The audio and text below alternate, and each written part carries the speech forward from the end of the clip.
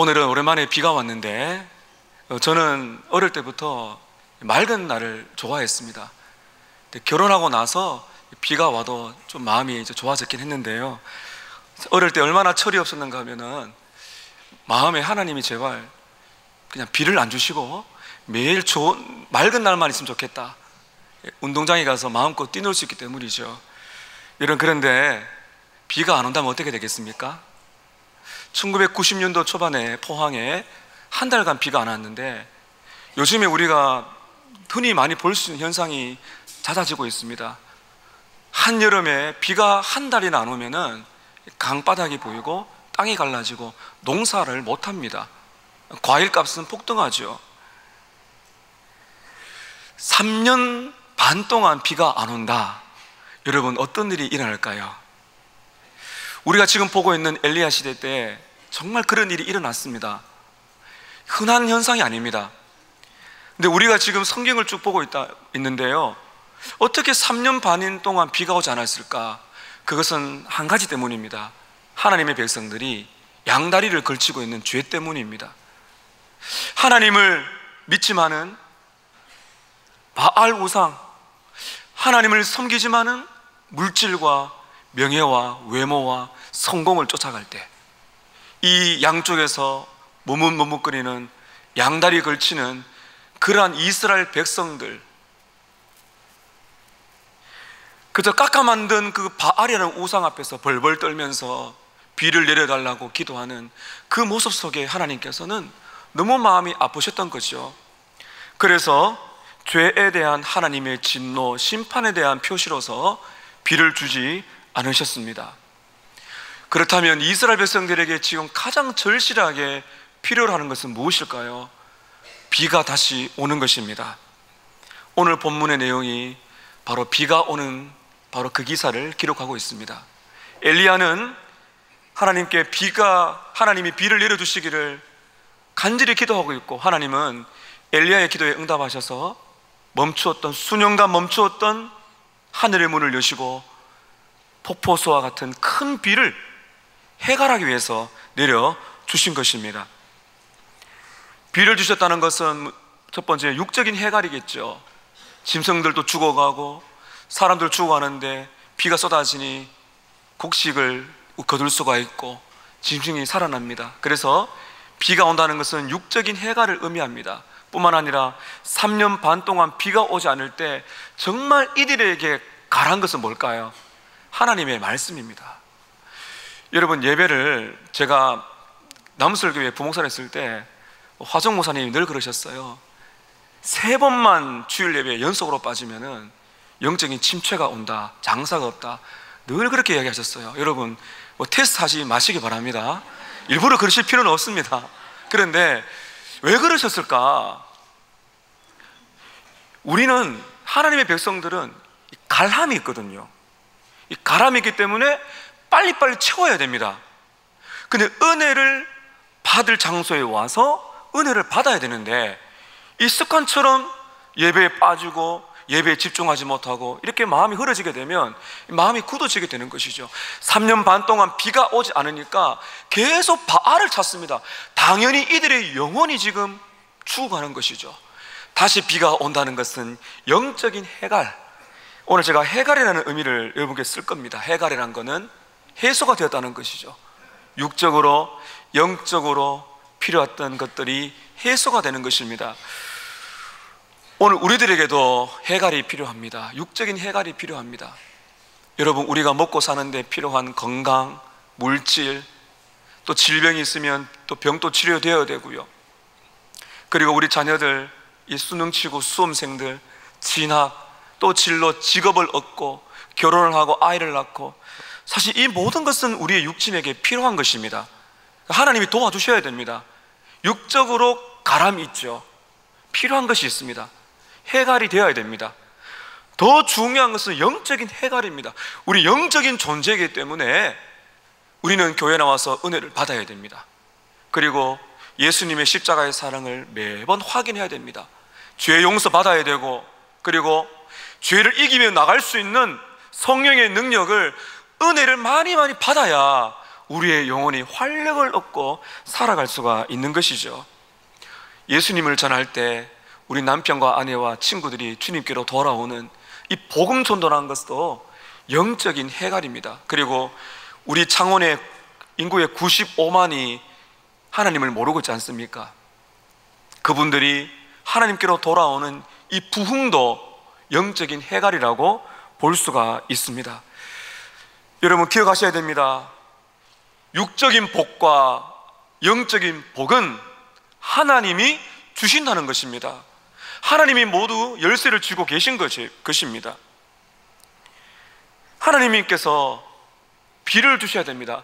은혜의 단비, 축복의 단비를 주셔야 우리가 하루하루를 살아갈 수가 있는 것입니다. 오늘 저는 그 말씀을 좀 드리려고 합니다. 은혜의 단비, 축복의 단비를 경험하기 위해서 어떻게 해야 될 것인가? 하나님이 주시는 복들을 누리는 것, 해갈을 위해서 우리는 어떻게 해야 될 것인가? 오늘 말씀, 지난주 말씀과 연결해서 제가 말씀드릴 텐데 1년의 과정이 있습니다. 하나님의 은혜의 단비, 그 축복을, 복을 경험하기 위해서는 과정이 필요합니다. 성경에는 패턴이 있습니다. 오늘 전 여러분께 세 가지를 말씀드립니다. 하나님의 복을 받는 해갈을 위해서 첫 번째는 하나님과 바른 관계를 회복하는 것입니다. 하나님과 바른 관계에 있는지를 항상 여러분 돌아보셔야 돼요. 24절 한번 보실까요? 앞쪽에 18장 24절에 보면 엘리야가 이렇게 바알 선지자들에게 요구합니다. 함께 읽겠습니다. 너희는 너희 신의 이름을 부르라. 나는 여호와의 이름을 부르리니 이에 불농담하신 그가 하나님이라 됐습니다. 지금 엘리야는 무엇으로 응답하시는 분이 하나님이시라고요? 불입니다. 불을 내려달라고 기도하고 있어요. 여러분 만약에 제가 엘리야 옆에 있었다면 이렇게 물었을 것 같습니다. 엘리야 선지자님, 지금 이스라엘 백성들에게 가장 필요로 하는 것은 불이 아니고 무엇이라고요? 물입니다. 그런 기도 하지 마세요. 왜 그 불덩어리가 떨어져야 됩니까? 비를 달라고 기도하셔야 되죠. 선지자님, 비를 달라고 기도하세요. 이렇게 말을 했을 것 같아요. 그런데 오늘 말씀의 흐름을 보니까 엘리야가 저에게 이렇게 말한 것 같습니다. 그렇지 않다. 그렇지 않다는 거예요. 비가 쏟아지기 전에 반드시 불이 쏟아져야 된다. 이게 무슨 말인가 오늘 여러분께 설명을 드리려고 해요. 여러분 오늘 우리 너무나 중요한 대목에 있습니다. 엘리야가 기도합니다. 우리가 곧 보게 될 텐데 엘리야는 정말 열심히 기도합니다. 하나님께서 응답하셔서 엄청난 그 폭포수를 쏟아부어 주세요. 그런데 그 전에 무슨 일이 있는가를 보셔야 됩니다. 그 지난주의 말씀이에요. 엘리야가 갈멜산 꼭대기에 올라갑니다. 여러분 18장 오늘 본문을 보세요. 41절에 엘리야가 아합에게 이르되 올라가서 먹고 마시소서 큰 비소리가 있나이다. 42절에 아합이 먹고 마시러 올라가니라. 엘리야가 갈멜산 꼭대기를 올라가서 땅에 꿇어 엎드려 그 얼굴을 무릎 사이에 넣고 기도합니다. 그런데 오늘 갈멜산 꼭대기에서 비를 내려달라고 기도하기 전에 어떤 일이 먼저 있었습니까? 지난주에 말씀 기억해 보세요. 갈멜산 골짜기에서 제단을 만들었습니다. 돌을 쌓아놓고 그 위에다가 송아지를 죽이고 나서 어떻게 기도했나요? 뭐를 내려달라고요? 불을 내려달라고 기도했는 거죠. 이게 중요합니다. 그래, 비가 오기 전에 불이 내려야 되는 거예요. 근데 그 불이 내렸는데 어디로 불이 떨어졌어요? 희생 제물 위에 떨어졌어요. 제가 지난주에 말씀드렸습니다. 이 불은 원래 누구에게 떨어져야 될 불인가요? 이스라엘 백성들이에요. 왜냐하면 하나님과 우상 사이에 양다리를 걸치고 있거든요. 양다리를 걸치는 것이 가장 나쁜 거죠. 선택을 해야 됩니다. 근데 하나님께서 불을 딱 내리실 때 백성들이 그냥 불을 받고 죽어야 돼요. 근데 하나님은 얼마나 은혜가 많으신지 백성들에게 내려오는 불을 돌이켜서 다른 방향으로 떨어졌어요. 희생 제물 위에 떨어져서 송아지가 불타버렸습니다. 제단이 다 불타버렸습니다. 그것을 본 백성들이 엎드리면서 회개합니다. 그리고는 여호와가 하나님이신 맞습니다. 하나님을 찬양하지, 엎드려서. 그 다음에 어떻게 합니까? 바알 선지자, 우상 숭배자들을 450명을 다 죽입니다. 이것은 무엇을 의미한다 그랬나요? 죄를 버리고 돌이키는 것이죠. 하나님, 제가 죄를 지었습니다. 우리가 바알을 섬겼습니다. 하나님을 믿는다고만 하지만 물질을 쫓았습니다. 명예를 쫓았습니다. 정말 주님, 제가 회개하고 주님만을 나의 주인으로 모시겠습니다. 이렇게 돌이키는 것이죠. 여러분, 제가 지금 무슨 말씀을 드리려고 하는 것입니까? 죄로부터 돌이켜서 회개하고 하나님께로 돌아갔을 때, 다시 말하면 하나님과 바른 관계가 되었을 때 비로소 무엇이 떨어질 준비가 된 것입니까? 비가 떨어질 준비가 된 것입니다. 하나님으로부터 여러분께서 축복의 비, 은혜의 단비를 누리기를 원하신다면 여러분께서는 먼저 하나님과 바른 관계로 회복하셔야 됩니다. 신명기 11장 16절 17절에 보면 하나님께서 구약시대에 비를 안 주시는 이유를 설명하세요. 자, 함께 읽어보겠습니다. 시작. 너희는 스스로 삼가라. 두렵건대 마음에 미혹하여 돌이켜 다른 신들을 섬기며 그것에게 절함으로 여호와께서 너희에게 진노하사 하늘을 닫아 비를 내리지 아니하며 땅이 소산을 내지 않게 하심으로 너희가 여호와께서 주신 아름다운 땅에서 속히 멸망할까 하노라. 모세는 미리 이야기했습니다. 하나님께서 하늘을 닫아 비를 안 주실 때가 있다. 그때는 너희들이 죄를 지었기 때문이다. 이스라엘 백성들은 이 말씀을 알아야 했습니다. 심판의 불이 딱 떨어지게 될 때 백성들이 정신이 든 거죠. 우리가 죄를 지었구나. 그래서 비가 오지 않았구나. 이제는 돌아가야 된다는 것입니다. 우리가 예배 자리에 나와서 기도할 때 여러분 조심하셔야 됩니다. 우리 너무 급해요. 무엇에 급한지 아십니까? 하나님, 이것 좀 주시죠. 저것 좀 주시죠. 하나님 뭐라 그런지 아세요? 다 안다. 다 아는데 우리 관계를 좀 회복하자. 그게 안 되면은 우리는 우상을 섬기는 거예요. 하나님과의 바른 관계, 복이 아니라 복을 주시는 하나님께 먼저 마음을 들어야 됩니다. 그게 복 받는 길입니다.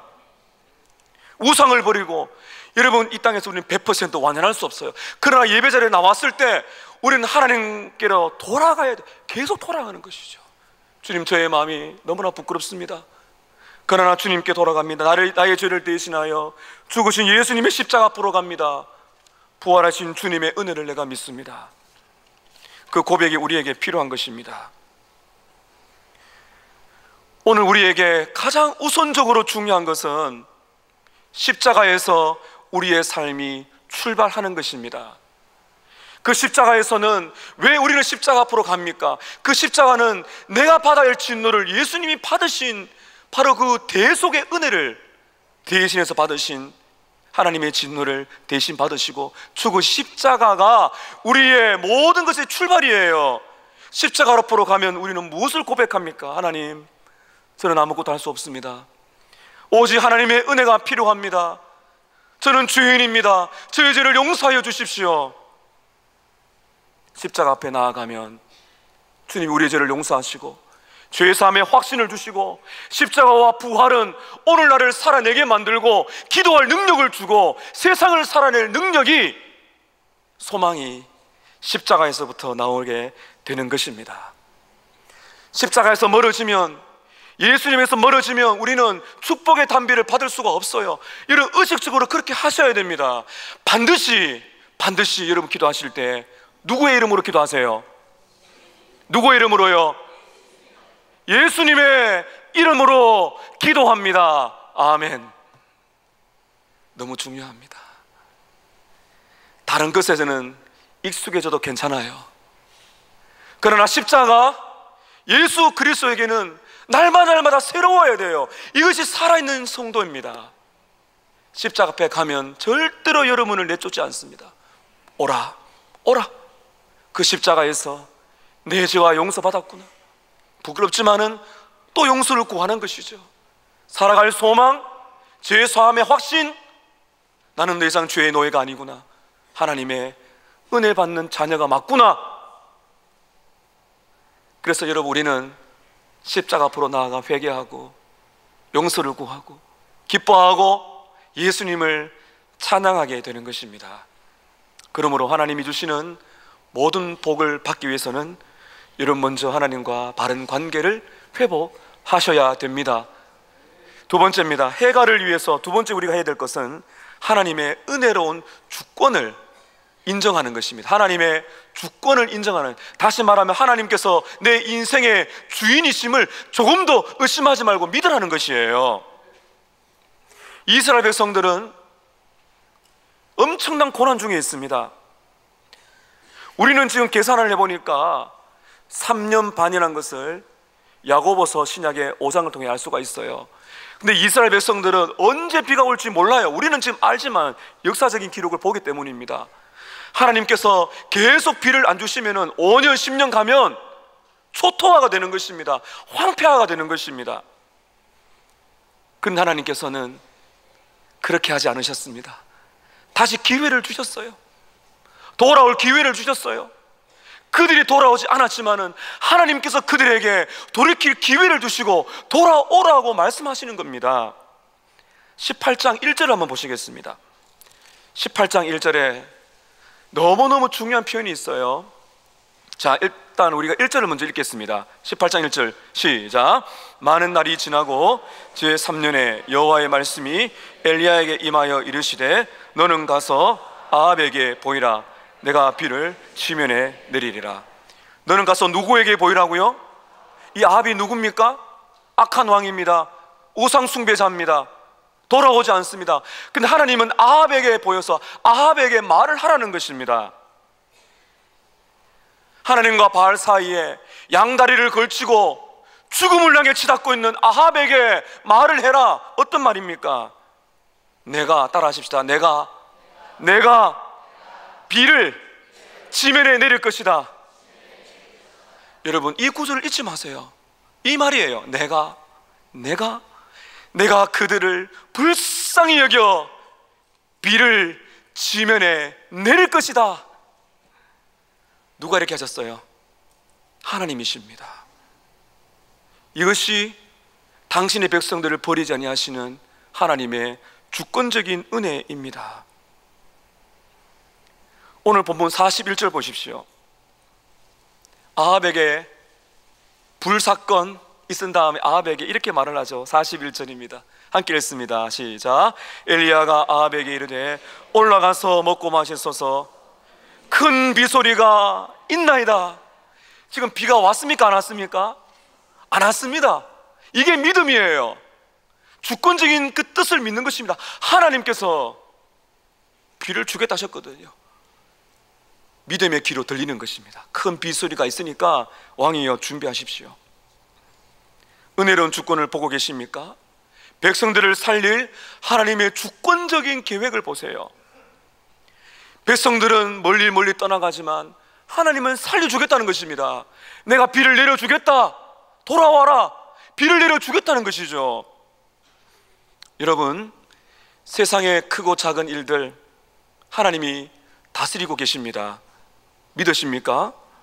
바람이 불고 비가 오고, 오늘처럼 비가 오고 공기가 불어오고, 심지어 마태복음 10장 29절에 보면 참새 한 마리도 하나님의 허락 없이는 떨어지지 않는다고 말씀합니다. 참새 한 마리가 떨어지는 것도 하나님의 허락 안에서 이루어진다는 것이죠. 여러분에게 벌어지는 일들이 좋은 일이든 너무나 아파서 고난받는 일이든 하나님은 어떻게 말씀하십니까? 모든 것이 합력하여 무엇을 이룬다고요? 선을 이룰 것이다. 하나님의 주권이 있다. 긍휼히 마신 하나님께서는 이스라엘 백성들에게 말씀하십니다. 내가, 사랑 많은 내가 긍휼을 베풀어서 비를 이 땅에 내려주겠다. 하나님이 우리에게 오늘 이렇게 말씀하시는 겁니다. 잘 들어보십시오. 제가 한번 하나님의 마음을 읽어봤습니다. 하나님 우리에게 이렇게 말씀한 것 같아요. 내가 은혜의 단비를 이 땅에 내려줄 것이다. 내가 너를 버리지 아니하고 내가 너의 삶을 인도할 것이다. 너가 필요로 하는 모든 복은 다른 사람이나 우상이 아니라 내가 줄 것이다. 너와 너의 가족과 교회와 한국교회와 이 나라 민족 위하여 내가 지금도 일하고 있다. 여러분, 하나님께서 우리에게 건강을 주지 아니하시면, 오늘 또 우리의 호흡을 막으시면, 공기를 주지 아니하시면, 물을 주지 아니하시면 오늘 여기 있을 사람이 아무도 없습니다. 하나님의 절대 주권을 인정하지 아니하면 하나님께서 비를 줘도요, 하나님이 주신 건지를 몰라요. 이게 문제입니다. 하나님이 내 인생의 주인인 것을 인정하고 믿지 못하면 하나님이 복을 줘도 자기가 잘난 줄 압니다. 그렇지 뭐, 내가 열심히 했지 뭐, 하나님 제가 열심히 살고 교회 열심히 봉사했는데 이 정도는 주셔야죠, 이 정도는 주셔야죠 하는 것이 교만이거든요. 위험한 것이에요. 하나님이 주셨습니다. 내 인생의 주인이신 하나님, 내가 어떤 상황에서도 하나님의 주권자는 은혜의 역사를 믿습니다. 이것이 필요한 겁니다.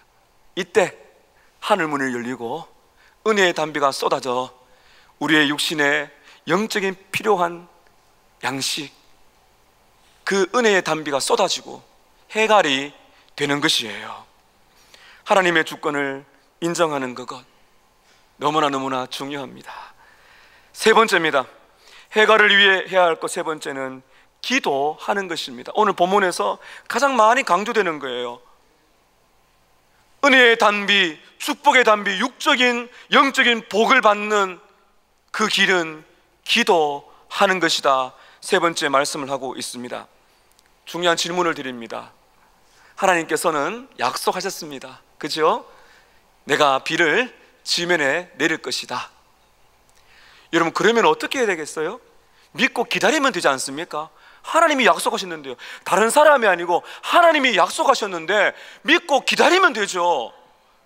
아멘은 맞습니다. 그런데 한 걸음 더 나가셔야 돼요. 끝까지 듣고 아멘 하셔야 됩니다. 엘리야는요, 거기에 멈추지 않아요. 기도합니다. 하나님 약속하셨는데 왜 기도합니까? 평범한 기도가 아니에요. 엄청난 기도를 쏟아냅니다. 시간과 에너지 낭비가 아닙니까? 여기에 하나님의 약속이 금박으로 쌓여져 있습니다. 믿고 기다리면 되지 않을까요? 근데 왜 기도할까요? 여기에서 여러분, 중요한 신앙의 원리가 있습니다. 잘 들으십시오. 하나님은 자신의 뜻을 이루어 가실 때 무엇을 사용하시는지 아십니까? 우리의 기도를 사용하십니다. 그래서 우리의 기도는 기쁜 거예요. 우리의 기도는 그저 의무감이 아니에요. 막 답답하고 힘들어서 정한수 떠놓고 답답하게 그냥 비는 것이 아니에요. 하나님께서 역사하시는데 우리가 기도하기를 원하시고 기도할 때에 역사를 이루어 주시는 것, 그럼으로써 우리 안에 말할 수 없는 복을 경험하게 하시는 하나님의 은혜의 도구가 무엇인가 하면 바로 기도인 것입니다. 다시 한번 보실까요? 41절 보십시오. 엘리야가 아합에게 이르되 올라가서 먹고 마시소서, 큰 비소리가 있나이다. 믿었습니다. 비소리가 있다. 영적인 귀가 열리는 것이죠. 하나님은 변치 않으신다. 하나님은 약속하신 것을 지키신다. 비가 옵니다. 왕이시여 준비하십시오.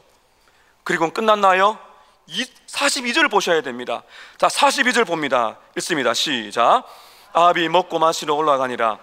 엘리야가 갈멜산 꼭대기로 올라가서 땅에 꿇어 엎드려 그의 얼굴을 무릎 사이에 넣었더라. 아합은 아직까지 기도할 준비가 되지 않았습니다. 그래서 아합은 올라가라고 말하고 엘리야는 홀로 기도합니다. 42절에 보면 얼굴을 땅에 대고 꿇어 엎드려서 그 얼굴을 무릎 사이에 지우는 것이 무엇인가 하면 기도하는 겁니다. 야고보서 5장 17절 18절에 보니까 이렇게 말합니다.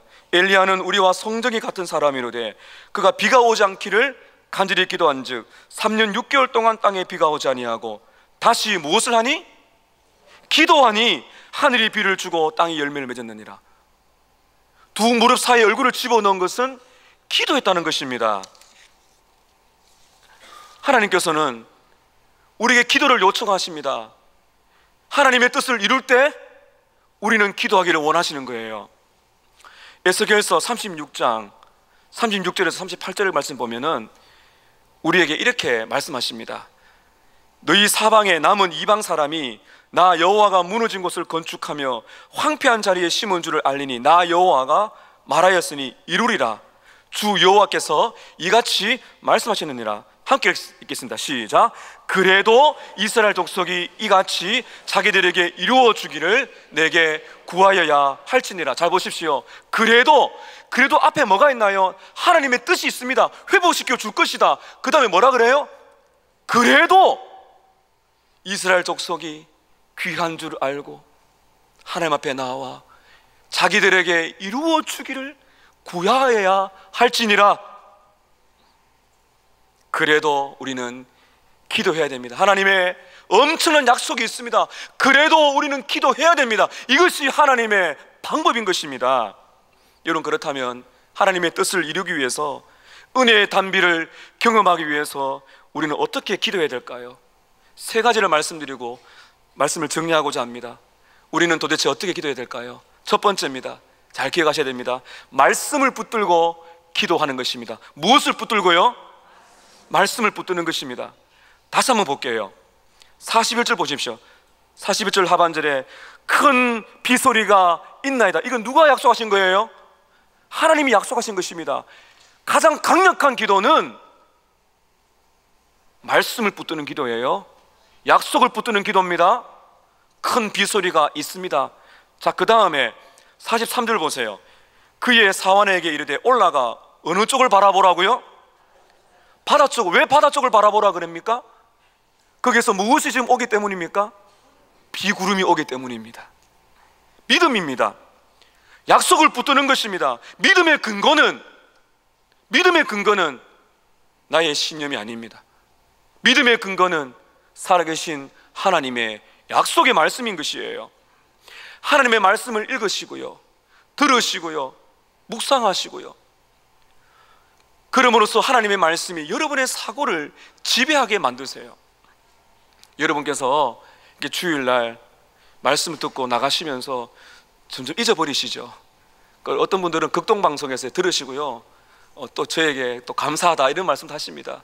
여기 극동방송 PD가 앉아 계신데, 극동방송은 그 중간에 쉼표 잘라가지고 굉장히 빨리 진행이 되거든요. 조금은 감이 달라요. 어쨌든 여러분 홈페이지 들어가면은 무한 반복으로 설교를 들을 수가 있고요, 그리고 자료실에 들어가면 목장지가 있는데 제가 심혈을 기울여서 이 설교 요약을 하고 질문 나눔지를 제가 다 준비해서 목장지를 드립니다. 활용을 하시라는 겁니다. 우리 공동체에 저를 통해서 우리 공동체에게 주시는 말씀 뿐만 아니라 여러분께서 수요 오전 예배, 새벽 기도, 또 저녁 기도에 개인적으로 이런 말씀 묵상하실 때 중요한 것은 무엇입니까? 말씀이 여러분에게 떨어지기를, 말씀이 감동되기를 기도하세요. 그리고 그 말씀의 은혜가 되면 반드시 기도하셔야 됩니다. 말씀을 기도로 바꾸셔야 돼요. 예를 들면 오늘 말씀 보았습니다. 하나님, 큰 비소리가 있다고 말씀하셨습니다. 나에게 필요한 육적인 영적인 양식을 주실 줄로 믿습니다. 붙들고 기도하는 것이죠. 말씀을 기도로 바꾸셔야 역사가 일어납니다. F.B. 마이어 목사님은 이렇게 말합니다. 비록 성경이 처음부터 끝까지 금과 같은 약속으로 가득 차 있다 하더라도 우리가 하나님의 약속들을 기도로 바꾸기 전에는 작동하지 않습니다. 얼마나 많은 설교를 들으십니까? 얼마나 많은 설교를 홍수처럼 살고 우리가 듣고 있나요? 그렇게 많이 들어도 왜 우리가 변화되지 않나요? 말씀을 가지고 기도로 바꾸는 시간이 없기 때문입니다. 잊어버리는 것이죠. 말씀은 딱 가지고 그 말씀을 가지고 기도로 바꾸시는 겁니다. 기도로 바꾸시는 이 시간이 많아지면 많아질수록 여러분의 삶 속에 은혜의 단비가 촉촉하게 젖어드는 역사를 경험하게 될 줄로 믿습니다. 어떻게 기도해야 되나요? 말씀 붙들고 기도할 뿐만 아니라 두 번째는 겸손하게 기도해야 됩니다. 다시 한번 보십시오. 42절에 엘리야가 갈멜산 꼭대기로 올라가서 땅에 꿇어 엎드려 그의 얼굴을 무릎 사이에 집어넣습니다. 제가 어젯밤에 말씀 준비하면서 해봤습니다. 무릎 꿇고 무릎 사이에 얼굴이 안 들어갑니다. 이거는요, 허리가 끊어지는 거예요. 절박함이 있는 것입니다. 왜 겸손하게 엎드리나요? 나는 아무것도 할 수 없다는 것이죠. 하나님이 비를 주지 아니하시면은 엘리야 위대한 선지자도 아무것도 아니에요. 하나님이 여러분에게 물질을 주지 아니하시고 공기를 주지 아니하시고 건강을 주지 아니하시고 하나님이 우리에게 생명을 주지 않으신다면 우리는 다 죽습니다. 그래서 하나님의 은혜의 담비에 육적인 영적인 복을 기다리는 성도는 엎드립니다. 하나님 없으면 저 못 삽니다. 오늘 필요한 것, 우리 자녀들 저기 먼 길을 오가는데 군대에 있는 자녀들, 사랑하는 부모님 오가는 그 길, 우리의 직장, 태중 있는 생명까지 하나님이 지켜주셔야 됩니다. 우리 서만화 교회가 영적으로 부흥하여 수많은 잃어버린 영혼들이 돌아오는 거 하나님이 도와주셔야 됩니다. 그래서 목회자는 엎드리는 것입니다. 절박하게 엎드리는 것입니다. 절박하게 겸손하게 엎드리면 엎드릴수록 하늘의 문이 열리는 것이죠. 그렇지 않을 때는 여러분 고개가 빳빳해집니다. 주님 없으면 저는 못 살고요, 주님 없으면 우리 가족 안 되고요, 주님 없으면 서만화 교회 안 됩니다. 이런 기도가 터져 나오고 정말 이 심장이 그런 기도로 폭발되는 그 순간에 하나님이 저에게 말씀하십니다. 더 엎드려야 된다는 것이죠. 더 엎드려서 기도할 때 하늘의 축복의 단비가 서머나 교회에 임할 줄로 믿습니다. 세 번째입니다. 끈질기게 기도하셔야 됩니다. 끈질기게. 여러분, 기도하는 사람은 반드시 포기하고 싶을 때가 옵니다. 장애물이 옵니다. 43절 보십시오. 그의 사환에게 이르되 올라가 바다 쪽을 바라보라. 그가 올라가 바라보고 말하되 뭐라 그래요? 아무것도 없나이다. 아무것도 없답니다. 이것이 우리에게 힘들어요. 기도했는데 아무것도 없어요. 뭐 구름 한 점 없어요. 실망이 되죠. 웬만한 사람 같은 경우에는 냄비 신앙입니다. 바짝 끓다가 바로 식어버리죠. 여러분, 진짜 역사를 경험하기 위해서는요, 이 냄비 신앙을 이겨내야 됩니다. 꾸준하게 끓어야 되죠. 계속해서 기도해요. 열차가 레일 위에 계속 달리는 것이죠. 속도가 좀 늦어도 계속 가야 돼요. 포기하면 안 돼요. 이건 다시 보십시오. 43절 끝에 말하되 아무것도 없나이다. 아무것도 없습니다. 너무 실망스럽습니다. 그러나 엘리야가 뭐라 그래요? 몇 번까지 가라고요? 7번까지 가라. 7번이나 계속 반복하는 겁니다. 기도하고 가봐라. 없는데요. 기도하고 가봐라. 없습니다. 또 가봐라. 이 사환이 7번씩 갑니다. 여러분, 성경에서 7은 어떤 의미라 그랬죠? 완전 숫자입니다. 지난주에 불을 내려달라고 기도했을 때는 한 번에 응답되었는데 왜 물을 달라고 기도했을 때는 그렇게 가장 중요한 물은 7번 기도했을 때 주셨을까? 하나님만이 아시겠죠? 하나님이 그때를 아시지만 가장 중요한 것은 기도를 하라고 훈련시키시는 것입니다. 44절 보세요. 7번째 이르러서는 그가 말하되 놀랍니다. 선지자님, 바다에서 사람의 손만한 작은 구름이 일어납니다. 구름이 보이기 시작합니다. 조그만 구름이. 45절 보세요. 조금 후에 구름과 바람이 불어옵니다. 그 다음 보세요. 하늘이 캄캄해집니다. 그 다음에 뭐가 내립니까? 마침내 큰 비가 내리는지라. 기도하실 때 사탄이 분명히 여러분의 귓전에 대고 말할 거예요. 그래, 약속 붙들고 기도해도 소용없네. 또 이렇게 말합니다. 또 기도하냐 그럽니다. 그럴 때 여러분 분명히 사탄에게 말하세요. 또 기도한다. 계속 기도한다. 언제까지요? 하나님께서 응답하실 때까지. 내가 원하는 방향이든 다른 방향이든 철저하게 믿고 하나님께서 선을 이루실 것이다. 하나님의 뜻이면 반드시 이루어질 것입니다. 고 광삼 씨는 여러분이 잘 아시는 찬양을 이렇게 지었어요. 기도할 수 있는데 왜 걱정하십니까? 기도하면서 왜 염려하십니까? 기도할 수 있는데 왜 실망하십니까? 기도할 수 있는데 왜 방황하십니까? 주님 앞에 무릎 꿇고 간구해 보세요. 마음을 정결하게 뜻을 다하여 기도할 수 있는데 왜 걱정하십니까? 우리에게는 아직도 기회가 있습니다. 우리는 해가를 기다리고 있습니다. 육적인 복과 영적인 복은 하나님이 주셔야 됩니다. 어떻게 받을 수 있다 그랬나요? 바른 관계를 회복하세요. 십자가를 떠나지 마세요. 죄를 회개하고 여러분을 대신하여 죽으신 예수님의 십자가의 사건을 계속 묵상하세요. 거기에서 모든 복이 댐이 열려지는 것입니다. 십자가에서 살 소망, 십자가에서 살아갈 능력, 십자가에서 죄를 이길 수 있는 능력, 그리고 이 땅에 필요한 모든 것들이 십자가에서부터 시작하는 것입니다. 여러분, 해가를 위해서 하나님의 주권을 인정하십시오. 불안하고 염려가 되어도 믿으세요. 하나님께서 뜻이 있다. 내 인생의 주인이시다. 나를 버리지 않는다. 그리고 해가를 위해서 기도하십시오.